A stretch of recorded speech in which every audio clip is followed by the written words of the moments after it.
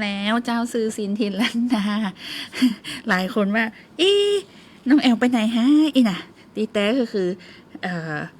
ฟังประชุมออนไลน์ไปตัวนะแล้วก็เข้ารายการตัวเนาะมาแล้วเจ้า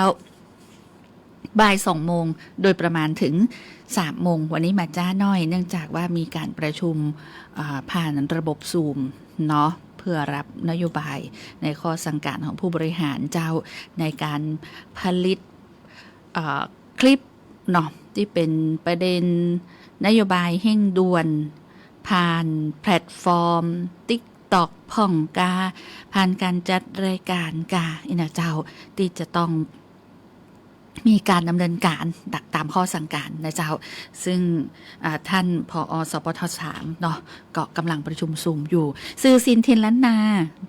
อยู่กับคุณผู้ฟังในช่วงเวลานี้จนถึงบ่าย3 โมงเจ้าคนเมืองแม่นก่อถ้าเป็นคนเมืองต้องอู้เมืองแกว่นถ้าบอกเป็นคนเมืองแล้วอู้เมืองแกว่นก็แสดงว่าเก่งเจ้าเนาะไผฟังซื่อสินแล้วอู้เมืองแกว่นกู้คนเนอะอู้เมืองจ้างอู้เมืองแกว่นกู้คนจะเมืองปะแลดไทยจะไทยปะแลดเมืองบ่ใช่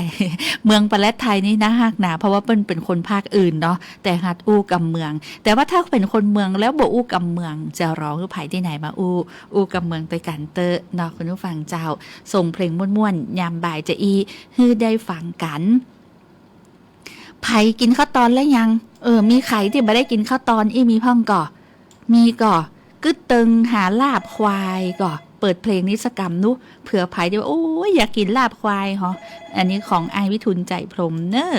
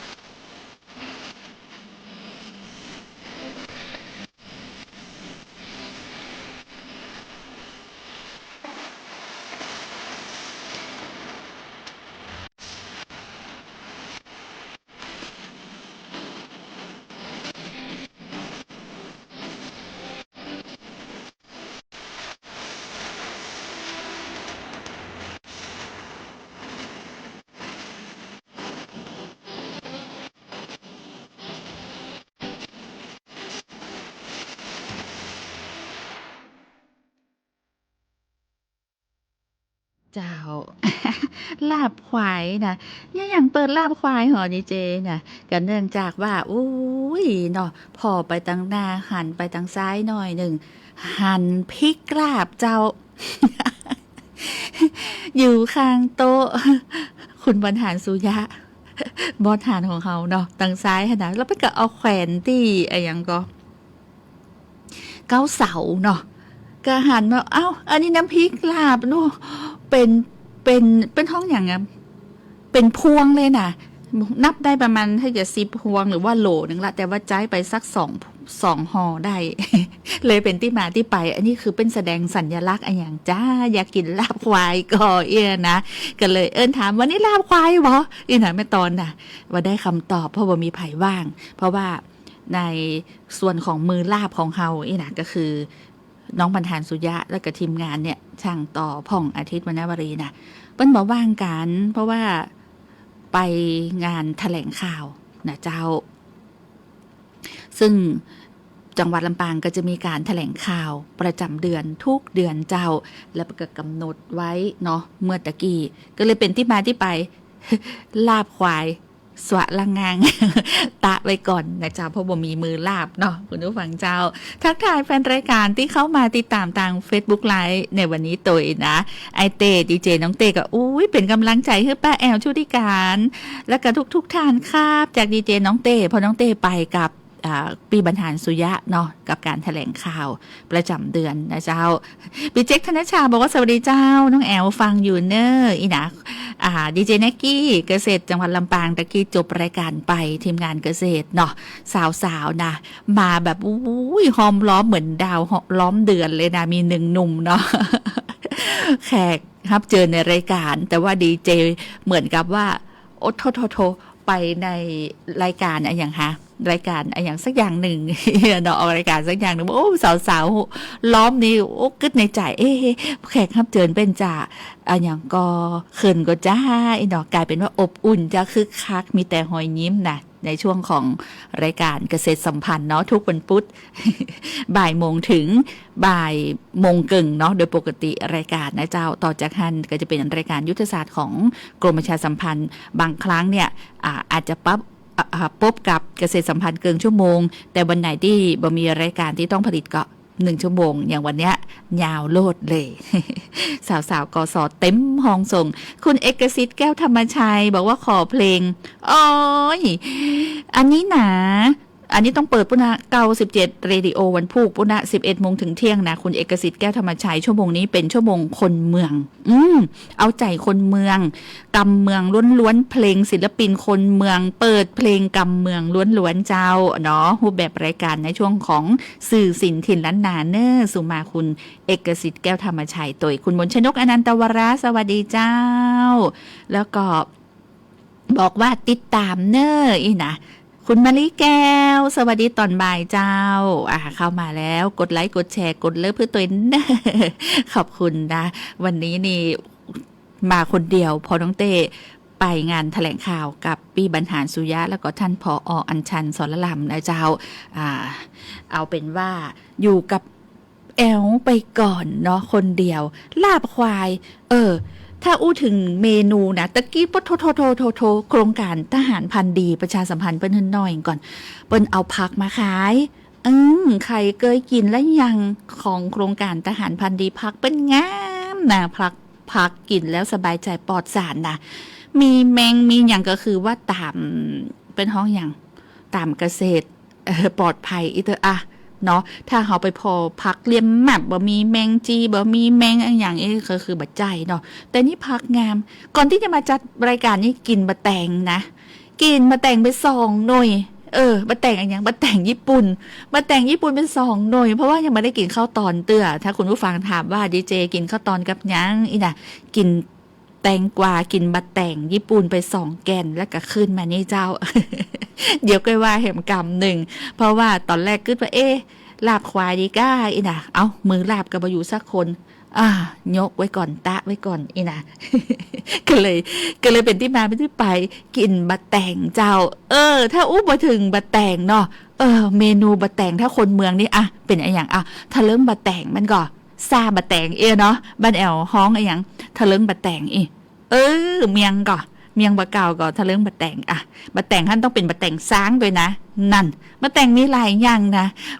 ในยุคปัจจุบันดูดีดูงามก็คือแต่งญี่ปุ่นเนี่ยเนาะแต่ถ้าคนสมัยก่อนเนี่ยก็จะมีแต่งไทยก็จะฮ้องว่าบะแตงอะไรอย่างฮะบางคนฟังห้องบะแตงนมก็หรือว่าบะแตงอะไรอย่างที่เอามาทำขนมแต่งไทยเนาะแล้วก็มีบะแตงซ้างนะแล้วก็บะแตงอันอย่างแฮมป๊อดโทษหลายบะแตงเด้อกำเมืองที่เป็นบ่เหมือนกันนี่นะที่จริงก็คือแตงกวานะ บะแตงซ้างบะแตงกวาก็คืออันเดียวกันเนาะโอ้ถ้าซาบะแตงนี่นะแล้วก็ใส่ปลาทูปิ้งหน่อยนึงเนาะโทต้องคือมันส้มได้ยังนะบะแตงซ้างมันจะส้มเนาะคุณผู้ฟังเจ้าอันนี้ครัวเมืองแต้ๆเลยนะ ของกินคนเมืองแล้วก็ใส่หอมดวนเนี่ยหน่อยหอมดวนคืออย่างหอมจ้าบะมีกะ คุณผู้ฟังว่าหอมจ้าบะมีกะดีเจหอมดวนจะเปิงก็คือต้องใส่หอมดวนนะถ้าเรื่องบะแตงนี่นะหรือว่าซาบะแตงยำบะแตงนี่นะเจ้าเพราะอย่างจะหอมพอหอมปุ๊บมันปลาเข้าลำน้ำลงนะกินกับข้าวนึ่งข้าวใหม่แหมกำนี่นะคุณผู้ฟังถ้ากินกับข้าวเจ้าบ่ค่อยเปิงต้องกินกับข้าวนึ่งนะปั่นข้าวนึ่งแล้วกินทะลึ่งบะแตงโตเฮียแตกนะแล้วก็เอาผ้าเขามานี่โปโตเป็นท้องอันอย่างถ้าอยู่กลางต้งนี่เนาะซาบะแตงในช่วงที่บางคนอาจจะใส่ถั่วกะเนี่ยอันอย่างที่หลังฤดูกาลผลิตเก็บเกี่ยวไปเรียบร้อยเข้านาปีเข้าหลองกันเรียบร้อยเนาะป้าโทพวกไปแซะง่ายอยู่กลางตรงบ่มียังกินต้องแล้วซาบะแตงนี่เนาะ พริกแดงกับเพชรไปมีเฮียแตงเฮียเต็มหัวเปี้ยมดน่ะพาเขาไม้น่ะ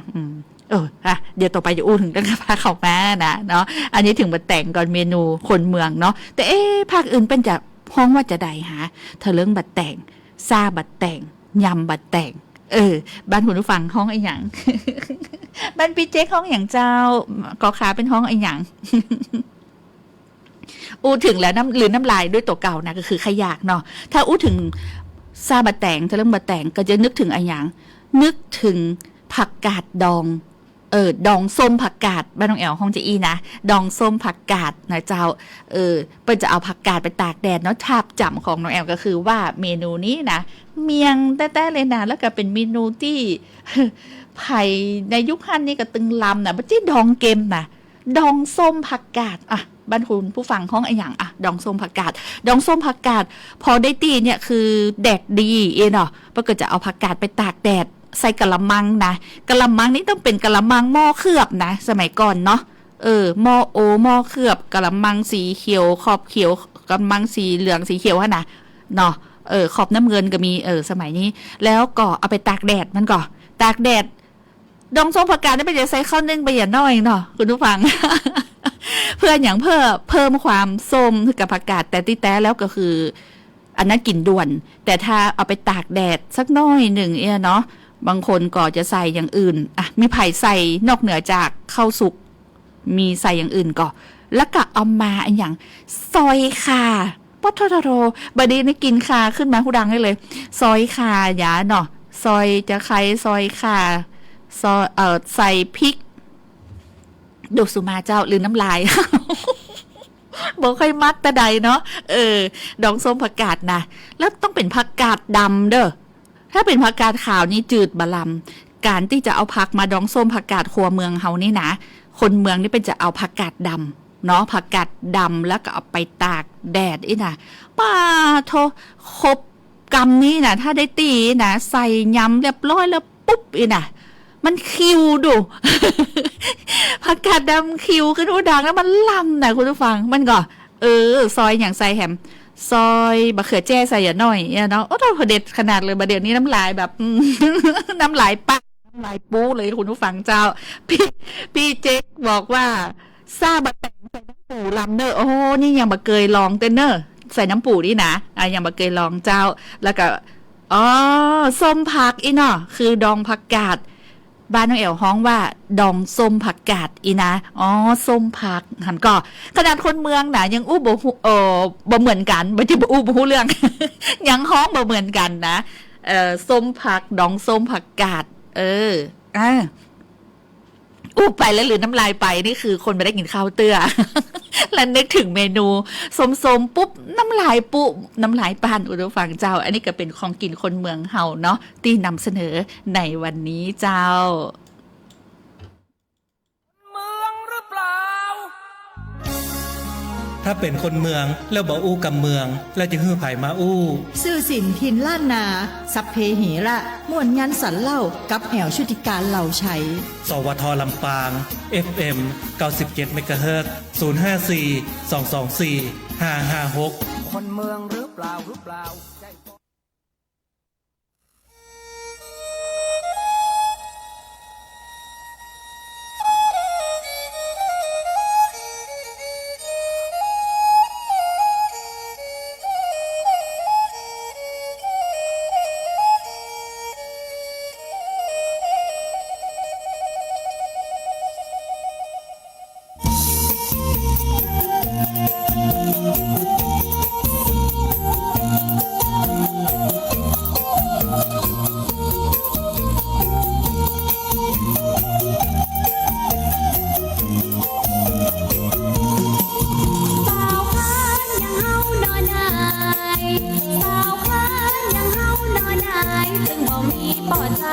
คนได้จะมาแอวกินข้าวแรงแล้วพอในก็มองฟังไปตั้งแต่กองถ้ามันบ่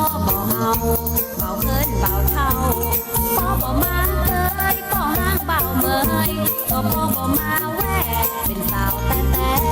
บ่มีความหมายมันยังบ่ตายเดี๋ยวเมื่อเป็นละอ่อน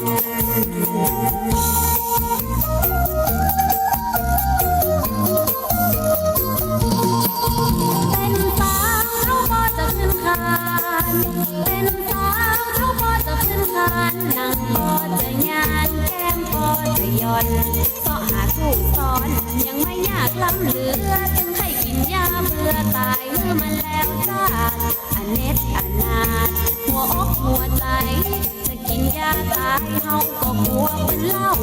สัมพันธ์เติร์ดเจ้าหัดนวลสงวนตัวจัดนี่บ่ได้ผัวเฮาจะหนีไปบวช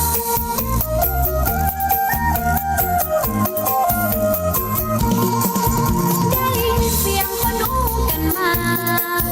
ได้ยินเสียงคนดูกันมาฟังเอาแป้งมาทาเอาครีมมานวดใส่หน้าอกสวดใส่น้ำอบน้ำจัน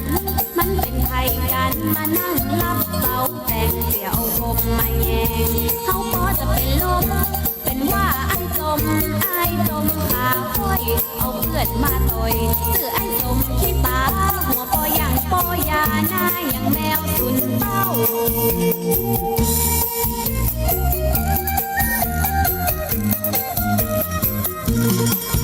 ถูกหวยรางวัลที่1สัก2 ใบ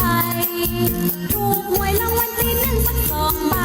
จะซื้อมอเตอร์ไซค์เอาต่อใหญ่เต่าเล่าเต่ารถเก๋งกันยาวน้องจะเอาสีแดงมอกขาววันแรงจะขับขึ้นขับล่องปะบ่าวกลางกองแล้วน้องจะบีบแกถ้าเขาบ่แลจะเบิ้ลน้ำมันเข้าใส่ป่อหางป่อไม้เขาตื้อบ่สนเอาบ่าวน้อยหน้ามนพอตัวก้นเป็นหมู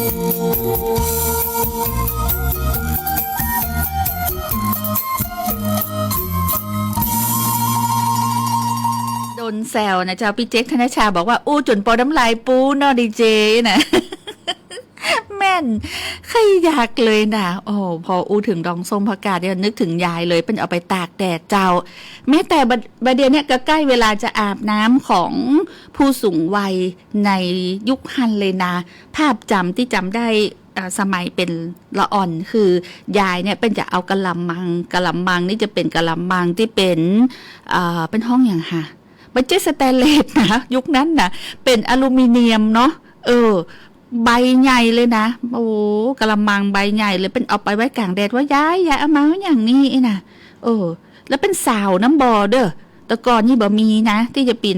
จะมีน้ำประปาอย่างไหนวันนี้เลยบอกฮู้ว่าน้ำประปามาแล้วยังนะบอกฮู้ว่าประปาเป็นซ่อมเสร็จแล้วยังไผ่บ่ได้อาบน้ำในช่วงเช้านี่มีพ่องก่อนอกเหนือจากคนอูตวงน้ำไว้ เพราะว่าเหมือนกับว่ามีต่อแตกอย่างที่ไหนสักตีหนึ่งก็ทำให้หลายคนเนี่ยอาจจะเป็นท้องอย่างมีความลำบากหน่อยหนึ่งเนาะในช่วงตั้งแต่เจ้ามาเนี่ยจนถึงตั้ง7 โมงถึงเที่ยงเนี่ยมันก็แต่ว่าตอนเนี้ยทางสำนักงานประปาเป็นก็กำลังซ่อมแซมแต่บอกฮู้ว่าน้ำไหลอะไรอย่างคุณผู้ฟังเจ้าซื้อสินถิ่นล้านนาขอบคุณเจ้านักเจ้าขอบคุณจัดหลายขอบคุณบดายบ่มีอย่างฮือนอกจากความห่วงใยแล้วก็เสียงเพลงที่ส่งฮือนะตะกี้แม่สมบูรณ์บรรลัยศิลาทองบอกว่าขอฟังเพลงเอื้องลืมถิ่นกับขวัญใจมิตรประชาไม่บ่เคยเปิดสักเดียเพิ่นก็ยืนยันนะแม่สมบูรณ์บอกว่าเป็นบทเพลงกำเมืองนะอีนะเก่ากึกก่อของถาวรนะอีนะของถาวรปะโถถาวร เอื้องลืมถิ่นลองส่งฮือกันดูเป็นจะได้เป็นกันเลยคุณผู้ฟังเจ้า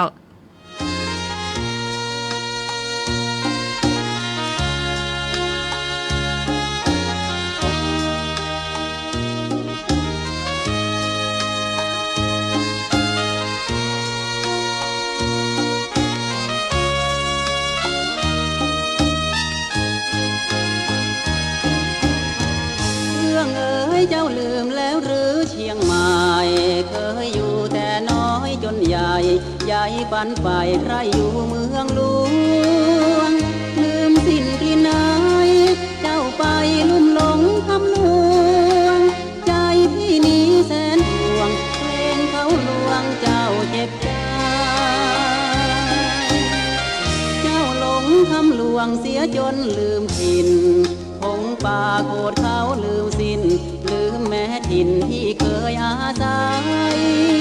คำพ่อแม่เตือนกลับเบือนไม่สนใจเพียงอย่างเดียวขอให้ได้ไปบางกอกเมืองกรุงอยู่ไม่นานเรื่องก็อับเฉาน้ำตาต้องเช็ดหัวเข่าเพราะเจ้าคิดอยากไปสูงเชียงใหม่เมืองทองตัวน้องเคยอยู่ดังยุงแต่พอเหยียบเมืองกรุงค่าของยุงก็เปลี่ยนเป็นกา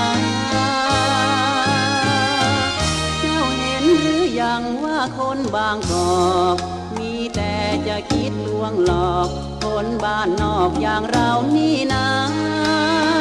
ให้ต้องคืนคมอกตรมเศร้ามองวิญญา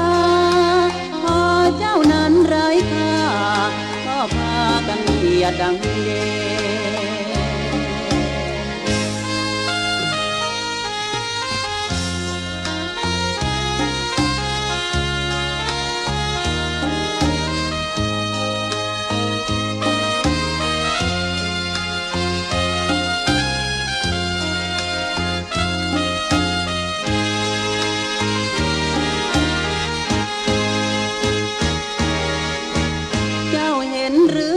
ว่าคนบางกอกมีแต่จะคิดลวงหลอกคนบ้านนอกอย่างเรานี่นะให้ต้องคืนคมอกตรมเศร้ามองวิญญาพอเจ้านั้นไร้ค่าก็พากันเหยียดดังเด่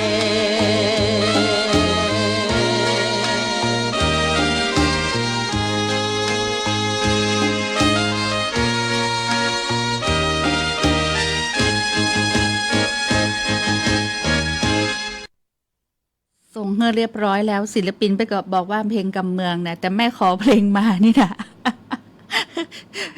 สำเนียงนี่คือเหมือนกับลูกทุ่งเป็นลูกทุ่งกำเมืองปะเดนะลูกทุ่งศิลปินคนเมืองเจ้าแต่ที่แต่เนี่ยสำหรับ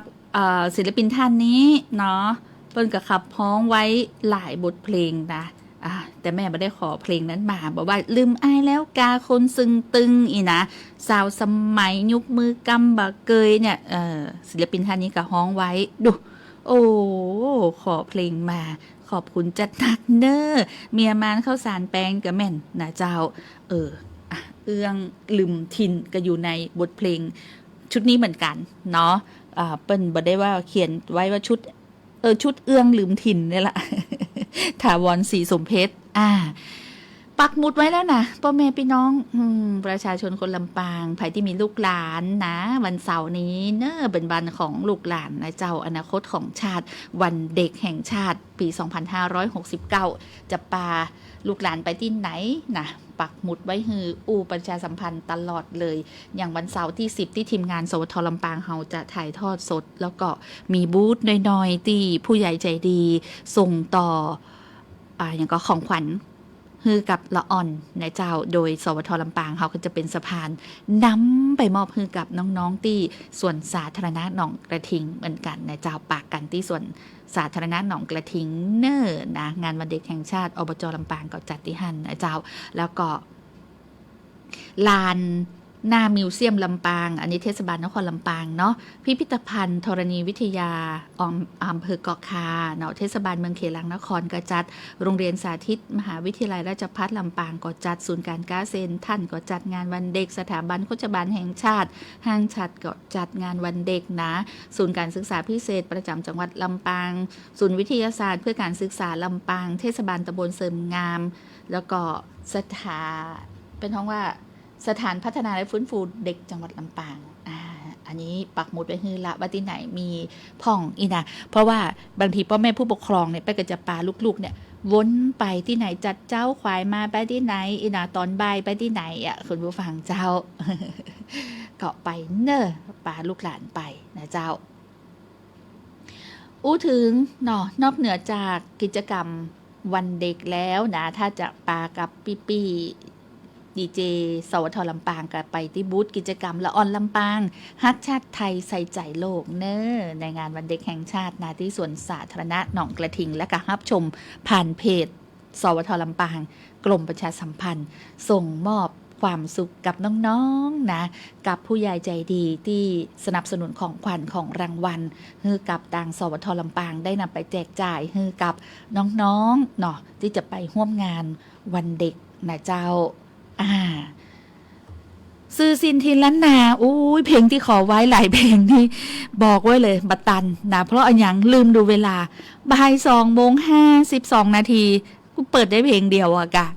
คุณผู้ฟังเจ้าต้องขอสุมาคุณผู้ฟังเป็นเนอร์ที่ขอเพลงมานี่นะเปิดคือบัตตันจะได้ก็หอมปล่อยเป็นเพลงเดียวกันแล้วกันเนาะดูจันฟองขี้ใครอีนะปะโถนี่ก็คือบักเคยได้เปิดเลยคุณผู้ฟังเจ้าแล้วก็หลายเพลงเลยนะอย่างเพลงที่คุณผู้ฟังขอมาเนี่ยก็บักเคยเปิดเลยนะแต่ว่าเอื้องลืมถิ่นก็จะต้องเปิดเพลงนี้ละ